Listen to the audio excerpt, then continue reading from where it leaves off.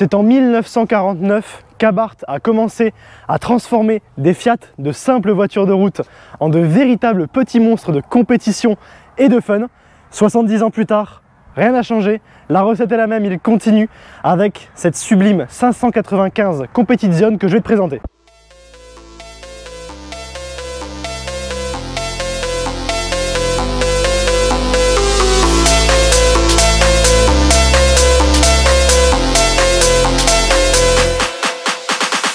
Salut à toi, j'espère que tu vas bien.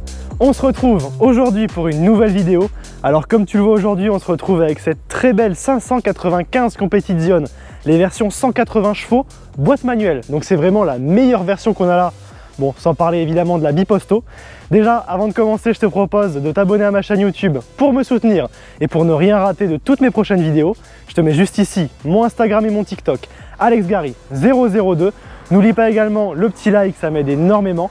Et puis tout de suite, on va présenter cette très belle 595 Competizione. Allez, c'est parti. Alors déjà, avant de commencer, cette voiture m'est prêtée par Simplicicar Biarritz, que je remercie énormément. Simplicicar Biarritz, c'est une franchise qui vend tout type de véhicules, donc on t'en parlera un petit peu mieux à l'intérieur de la voiture. Mais voilà, cette voiture est à vendre chez eux. Je te mets d'ailleurs le lien de l'annonce en description, n'hésite pas à aller voir ça. Alors déjà, pour parler du modèle, comme je l'ai évoqué quelques instants auparavant, c'est la plus belle version que tu peux retrouver sur une Abarth, sans parler de la sulfureuse Biposto. La Biposto, pour ouvrir un petit peu la parenthèse, c'est une Abarth ultra extrême, encore bien plus puissante, qui fait je crois 220 chevaux, qui est vraiment vidée de partout et qui est vraiment poussée à l'extrême. Je crois que tu as une boîte à crabot dessus. C'est une voiture extrêmement rare qui vaut vraiment très cher. On est aux environs des 80 000 € si je ne dis pas de bêtises. Si j'ai dit une bêtise, dans tous les cas, je la corrige juste ici. Mais voilà, sans parler de cette version complètement délurée, la meilleure version, c'est celle-ci, la 595 Competizione en 180 chevaux. À savoir que tu as 3 puissances sur les Abarth, les 145, les 160 et les 180 comme celle-ci. En plus de cela, tu me connais, autre détail qui m'a vraiment séduit sur celle-ci, c'est que c'est une boîte manuelle. Je m'étais toujours dit que si je devais te présenter une Abarth, c'était ce modèle-ci et pas un autre. Et aujourd'hui, il est là. Et en plus, dans une configuration, comme tu le vois, qui est magique. Elle est sublime. Si je devais personnellement acheter une Abarth, je pense que je la prendrais comme ça. Déjà dans ce vert acide qui lui va mais tellement bien, c'est tellement joli. Regarde la couleur qu'elle a, ça lui va super bien, c'est super joli. Je trouve que les Abarth, justement, il faut leur donner des couleurs vraiment flashy. Et ce vert là, pour moi, c'est le plus beau. Il est également souligné par ces jantes noires Abarth qui également pour moi sont les plus belles. Je trouve la configuration parfaite sur celle-ci. Tu as donc ces jantes noires mat, les étriers rouges, étriers signés Brembo tout de même. Donc tu vas le voir en termes de freinage pour une si petite voiture, c'est quand même vraiment très sympa. Donc comme tu le vois à l'avant, le bouclier a été bien musclé. Tu retrouves ici ce logo Abarth. Malheureusement, c'est vrai que tu as quand même pas mal de plastique sur la voiture, hein. Toute la partie ici, c'est du plastique. Également au-dessus du logo et ces petites ailettes là, c'est du plastique. Mais bon, vu son tarif, est-ce qu'on peut lui en vouloir par rapport au fun qu'elle procure? Ça, ce sera à chacun d'en juger. Sur celle-ci, tu n'as pas le toit ouvrant, tu as le toit simplement noir. Personnellement, je vais préférer niveau look parce que du coup, tu as encore un petit peu plus ce look course et ce look du coup, vert acide noir qui fait un contraste très sympa. Tu as les rétros noirs également dessus, ça c'est très joli. Autre chose que j'aime bien, c'est ici cette bande Abarth noire. J'allais dire qu'il parcourt toute la voiture, c'est effectivement le cas, mais comme la voiture est minuscule, la bande n'est pas bien grande. Alors à l'arrière, tu retrouves également ce badge là, le badge 70 Abarth, puisque cette voiture fête les 70 ans de la marque au Scorpion, 1949 à 2019. Alors par contre, petit détail que je trouve dommage, c'est ici les poignées de porte qui sont en plastique. Ça, j'avoue que quand tu ouvres la porte, ça fait un petit peu cheap et c'est quand même dommage. Autre détail que je t'ai pas mentionné, ça se situe ici au niveau de la prise d'air à l'avant. Tu as dans la grille le logo Abarth tout simplement. En fait, c'est écrit Abarth dans cette grille en nid d'abeille. Et ce sont des détails comme ça qui sont super sympas et en fait, plus tu la regardes, plus tu vois toutes ces petites touches qui sont très attachantes sur cette voiture. Alors une fois arrivé à l'arrière, tu retrouves du coup toutes ces petites touches de sport. Et ce qui est très sympa sur la Competizione, ce sont ces 4 sorties d'échappement que tu retrouves à l'arrière, avec en plus ce diffuseur. Donc ça, c'est spécifique à la version Competizione et à la version Pista également, mais qui fait 160 chevaux seulement entre guillemets. Sur les autres versions d'Abarth, tu auras 2 porons qui sont beaucoup moins jolis et qui sonnent d'ailleurs beaucoup moins bien que sur celle-ci.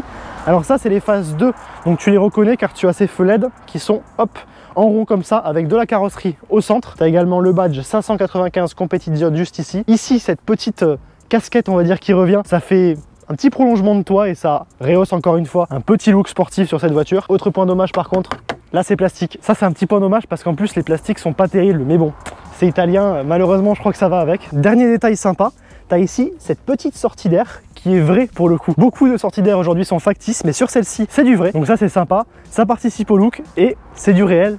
J'aime bien. Ce que je te propose maintenant, c'est qu'on démarre cette 595 Abarth et qu'on parte rouler avec, parce que je pense qu'avec 180 chevaux pour 1035 kg avec une boîte manuelle, on a vraiment de quoi se régaler. Allez, c'est parti.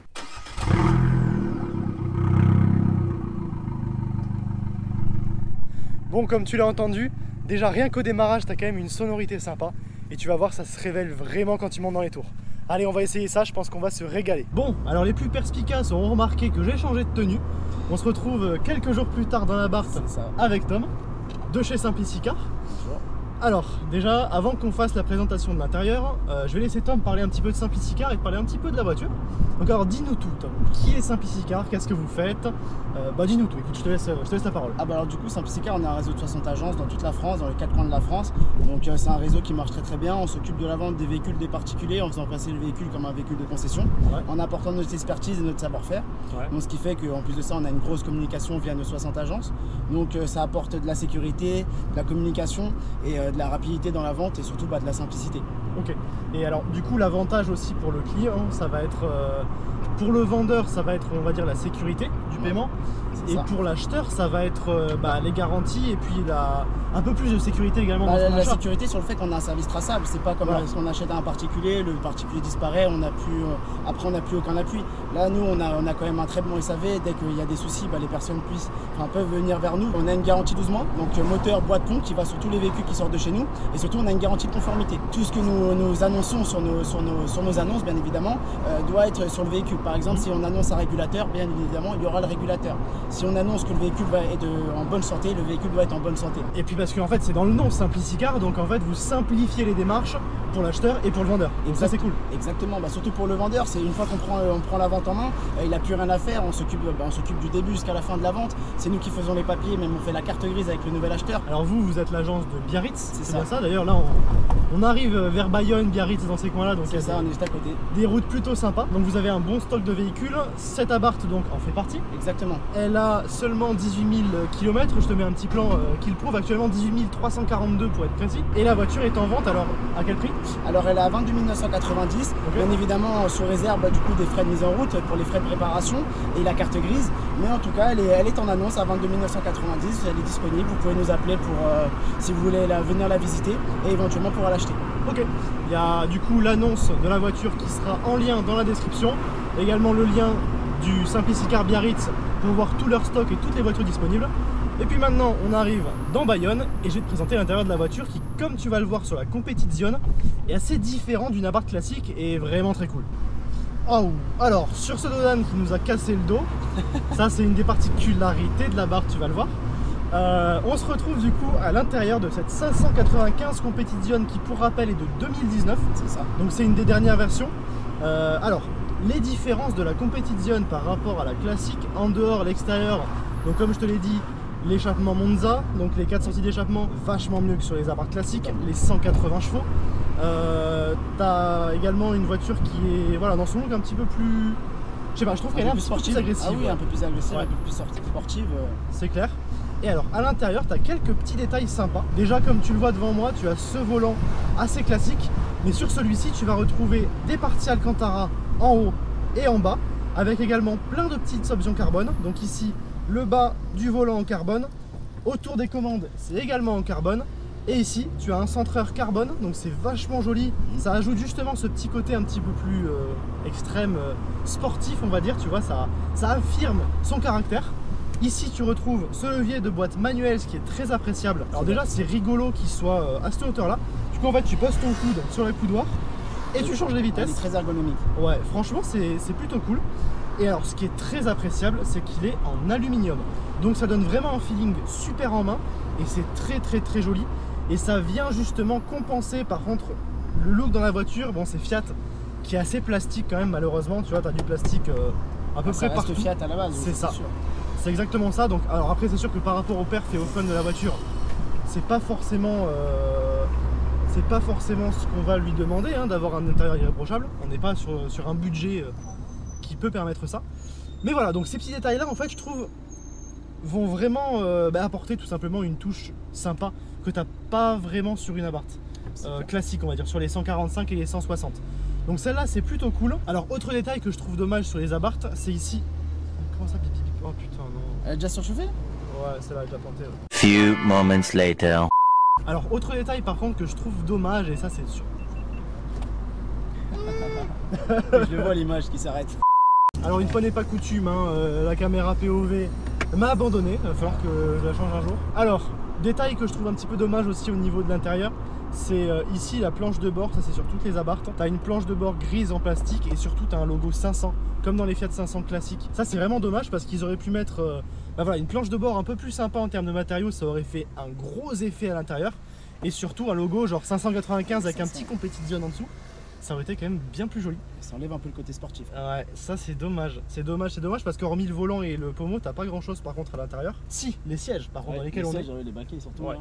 Les baquets badgés Abarth avec les surpiqûres, ils sont en cuir ceux-là, donc franchement ils sont très sympas. Comme toujours, tu as également les toutes petites places à l'arrière. Je dis toutes petites parce que bon, tu n'iras pas mettre des adultes d'1 m 80 dedans.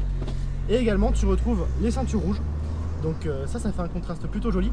Autre chose que je trouve vraiment pas mal, c'est que tu as un retour de la couleur carrosserie à l'intérieur. Alors là on est en ville, donc bon tu ne verras pas, mais crois-moi sur parole, en espérant qu'elle remarche une fois qu'on atteindra les routes sympas. Ouais, ce serait sympa hein, quand même.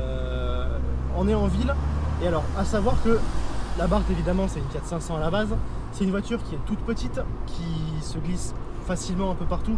Une RS6 là, c'est très joli. Ouais, c'est pas mal. Ouais, bon, on reste dans l'esprit car spotting un petit peu pendant les essais. Donc je disais, une voiture qui est très facile à manœuvrer, qui est toute petite, donc ça passe bien. Par contre, tu sens quand même que tu as des suspensions qui sont assez fermes. Tu le vois, hein, de toute façon, quand on passe des dodanes, ça tape un peu. Mais en mode confort, ce qui est appréciable, c'est que le volant, il est très léger. Tu as le levier de vitesse qui est également léger. Donc ça c'est agréable et ça permet de rouler avec la voiture. Tu peux rouler avec en daily sans aucun souci. Elle est très flexible. Ouais. Malgré que tu sentes que c'est une voiture typée sport, c'en est pas pour autant inconfortable et désagréable. Donc ça c'est quand même un plutôt bon point et ça te permet de rouler avec en daily. Mais tu verras qu'il y a une très grosse différence entre le mode sport et le mode confort. Ça change vraiment la voiture. Tant qu'on est au calme, avant que l'échappement Monza fasse la musique qu'il sait si bien faire. On va parler un petit peu des spécificités techniques. Au niveau du moteur, on est sur un 1,4 litre, donc un 4 cylindres 1,4 litre turbo, comme sur toutes les Abarth. Celui-ci est poussé à 180 chevaux, avec une boîte manuelle, donc 5 rapports sur celle-ci. On est sur un poids plume également sur la Abarth, on est aux environs des 1100 kg je crois à vide. Donc c'est vraiment très léger. Et du coup tu as une voiture qui est extrêmement maniable, extrêmement agréable à conduire. Et tu ressens pas justement le poids et la contrainte. Donc imagine 180 chevaux pour 1100 kg. Tu as une voiture qui commence à marcher très sérieusement. Et c'est très agréable. Alors comme tu le vois là en mode confort, l'échappement Monza, on l'entend légèrement mais il est quand même assez étouffé. Très léger. Ouais. Donc ça te permet d'avoir cette petite sonorité suggestive quand tu roules en ville, sans pour autant avoir un mode complètement stupide en termes de sonorité. Si on essaie de fermer pour voir un petit peu, on se met en 5e à 70. La voiture pour un usage daily, c'est complètement faisable. Alors ce que je te propose maintenant, c'est qu'on passe de la ville aux routes un petit peu plus sympa. Donc on se retrouve dans quelques instants sur des routes où on pourra profiter de la sonorité de cette Abarth. Alors est-ce que tu es prêt? On va se faire déjà une petite accélération. Allez, c'est parti. On passe le mode sport directement, la réponse à l'accélérateur est différente. On est en montée, mais écoute ça. Ah. Est-ce que tu entends la sonorité qui se libère? Rien à voir. Ouais, là tu sens le changement. Et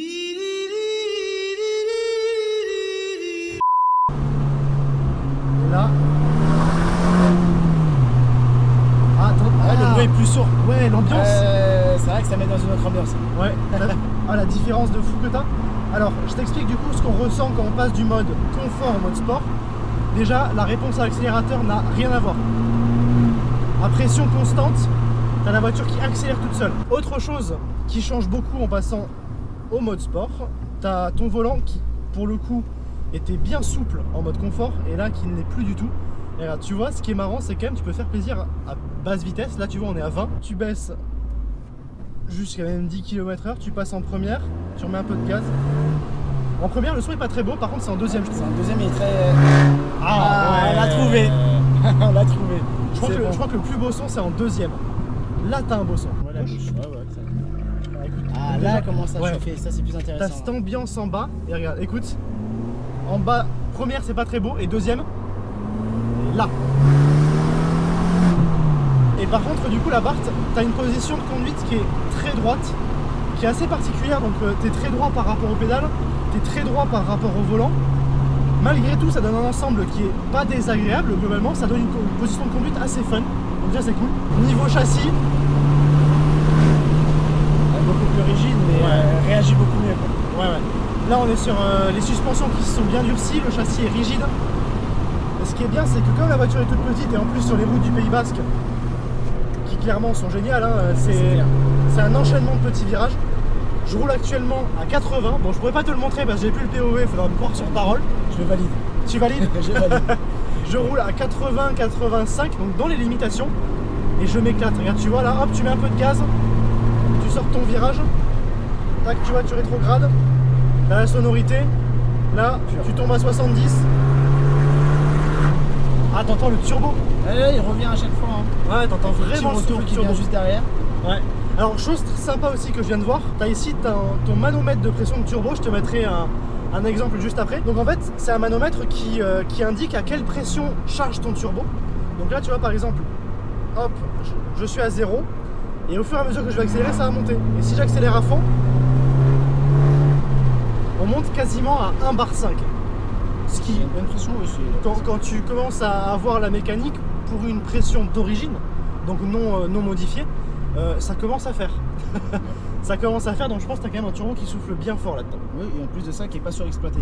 Ouais, donc ce qui permet à la voiture d'être assez fiable, je crois quand même. Autre chose, celle-ci ne pétarade pas énormément par rapport à certaines autres Abarth que tu as pu voir. Ils sont défabés. Voilà, celle-ci c'est une 2019, donc elle a un FAP, je pense. Et le FAP, forcément, filtre à particules pour ceux qui ne connaissent pas. Donc c'est des normes en fait qui ont été mises obligatoires sur les voitures, même les sportives aujourd'hui, à partir de 2018 je crois. Et donc tu as du coup ce FAP qui va restreindre un peu la sonorité et qui va surtout restreindre les pétarades qui sont rien d'autre que des flammes à l'échappement. Mais malgré tout, la sonorité n'est pas étouffée pour autant. Pour moi, c'est une voiture. Alors, on en vient sur un autre point. C'est une voiture pour moi qui n'est pas une sportive entre guillemets du week-end, mais je pense que c'est une voiture qui se kiffe tous les jours. Au même titre qu'une Clio 4 RS, d'ailleurs l'essai est juste ici également. Alors autre point que tu as forcément remarqué, dont on a parlé, celle-ci c'est donc une boîte manuelle qui est la meilleure chose pour moi. Elles existent en boîte automatique et je crois qu'on a tous les deux essayé des Abarth en boîte automatique. On arrive à la même conclusion qui est que c'est une horreur. Ah, moi c'est un très, très mauvais souvenir. Donc en mode automatique, elle est pas agréable parce qu'elle est lente, c'est une boîte robotisée. En mode sport, elle est pas agréable, elle est pas rapide. Et on a 7 à-coups. Ouais, ça te met des à-coups. Elle vient te manger une puissance phénoménale sur la voiture. Donc tu perds en performance, donc tu perds en plaisir. Je pense pour quelqu'un qui veut, par contre, qui veut absolument une boîte auto sur une Abarth, Bien sûr. pourquoi pas? En fait, c'est surtout tellement dommage quand tu vois à quel point la boîte manuelle est plaisante. C'est un choix dommage en fait. Mais bon, si tu es fan de boîte auto, voilà, la voiture n'est pas nulle pour autant. Mais tu perds. Tu perds vraiment. Surtout quand tu vois, regarde, le kiff de la boîte manuelle, tu roules à 50, regarde, tac, tu rétrogrades un coup, un deuxième, t'accélères, tu passes ton rapport. Une Abarth, c'est ça en fait. C'est ça, on est libre. Ouais. Et surtout l'avantage de l'Abarth, c'est de proposer encore justement une boîte manuelle. Quand par exemple chez Renault Sport à la même époque, la boîte manuelle a disparu. Donc l'Abarth, ça fait quand même partie, je pense, des petites sportives fun, boîte manuelle, à petit budget qui, dans les dernières en fait, qui existent tout Ouais, simplement. c'est un cercle très fermé maintenant. Ouais, parce que j'allais dire, il y a la Yaris GR, mais on est dans un budget qui est complètement autre. Ah, autre point que je n'ai pas précisé sur l'intérieur, je le vois, donc je te le dis. Tu as ici la casquette du compteur qui est également en Alcantara. Donc ça c'est assez joli et puis ça empêche également les reflets, donc c'est cool. C'est clair, c'est joli. Alors après toi en passager, je sais pas ce que t'en penses. On a de la place, hein, Ouais. pour le coup. Je pense que derrière il y a encore assez de place. Ouais, oui, pour des petits. Oui, pour ouais. des petits, je pense. Et je pense ça, surtout pas de- pour des bagages, parce que le coffre est pas bien grand. Bah, après on peut rabattre les sièges totalement, Ouais. donc ça veut dire que ça peut ouvrir totalement le coffre. Donc ça c'est bien. Après il y a quand même la possibilité d'avoir des personnes derrière. Moi je sais Oui. qu'on a déjà eu le cas et ça passe totalement. Et après, est-ce que toi, t'as un ressenti des perfs ou pas en passager? Parce que moi, moi au volant, oui, clairement, mais toi, je sais pas. Bah, franchement, moi je suis à l'aise, hein. Je ressens pas d'à-coup, donc forcément déjà je vais pas ressentir à chaque fois la surpuissance, Ouais. mais en tout cas on est très bien, il n'y a pas de... Je n'ai pas spécialement de commentaires à faire parce que moi le bruit je l'entends, Ouais. le bruit il est sourd, il va pas me casser les oreilles, c'est vraiment c'est que agréable. Là, le constat, il est simple, c'est une voiture fun, avec une gueule sympa, et surtout avec laquelle tu vas t'amuser sans rouler ultra vite. Et à des prix très abordables. Ouais, aussi. c'est ça aussi. Surtout ça. C'est ça aussi, c'est parce que en soi 20 000 € pour une petite sportive. Ah, ce rap, il est rigolo. Alors, Alors, on va aller tout droit. petit point sur la boîte manuelle. Une fois passée en mode sport, tu sens qu'elle est un peu plus rigide, donc ça donne du coup ce feeling de précision. Hop là. Ah, ça fout des deux quand on entend derrière. Ce feeling de précision qui est assez agréable. Et quand tu fais un peu de virage, tu vois, la voiture est vachement plaisante parce qu'elle fait remonter pas mal d'infos. Donc bon, ne crains rien pour les bruits, c'est simplement une bouteille d'eau qui est dans le coffre. Ouais, c'est ça. La voiture n'est pas en train de se désagréger. Il y a personne dans le coffre. Ouais, bah, de toute façon, tu mettras personne là, vu la taille du truc. Ouais, c'est clair. Bon, alors, c'est peut-être le retour du POV, on espère. Alors, je disais donc, tu vas avoir beaucoup de remontées d'infos. Alors, tout ce qui est défaut de la route, malheureusement, elle va te les transmettre aussi. Donc, toutes les infos ne sont pas bonnes. Maintenant, vu l'empattement de la voiture, on ne peut pas s'attendre à autre chose. C'est logique, c'est pas possible de faire autrement. Donc, quelque part, on lui en veut pas, surtout pour le budget. Mais du coup, le point positif, c'est que ces remontées d'infos te permettent de bien sentir la route, de bien sentir où tu mets tes roues. Et donc, ça donne un feeling assez agréable. Et perso, je trouve ça plutôt kiffant, tu vois. Alors, quand tu arrives sur un virage un peu comme ça, hop, ça y est, tac, tu mets du gaz. Tu vois, tu mets un peu de gaz comme ça. Et la voiture joue légèrement parce que, pour rappel, c'est une traction. Donc, tu as toute la puissance sur les roues avant. Tu vois, tu mets un petit filet de gaz. On le sent direct. Ouais, un petit filet de gaz comme ça. Hop, les freins, rien à dire, ils sont bons. En termes de conso, je te mets la valeur ici parce qu'en fait, moi, je n'ai qu'une consommation instantanée devant moi qui, évidemment, est assez élevée pour la taille de la voiture. Maintenant, ça reste une voiture sportive. Une fois que tu t'amuses, ça consomme en général, c'est ça. C'est logique. Mais bon, en même temps, est-ce qu'on lui en veut? Je suis pas sûr. Non, on n'en veut pas. Hein.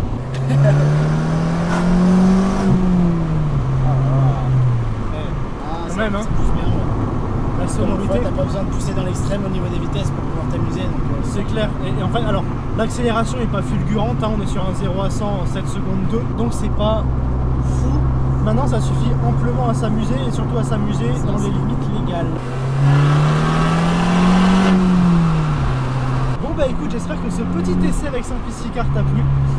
Moi, en tout cas, je me suis bien régalé au volant de Stabart qui se découvre vraiment en mode sport en tirant un peu dedans parce que c'est là que la voiture est intéressante, c'est là qu'on s'amuse, c'est là qu'elle délivre son potentiel et voilà, et c'est là où tu prends du plaisir. Donc c'est une voiture, comme on l'a répété maintes et maintes fois, donc je te le redis une dernière fois au cas où tu as raté toute la vidéo précédente et que tu sois directement allé à la conclusion.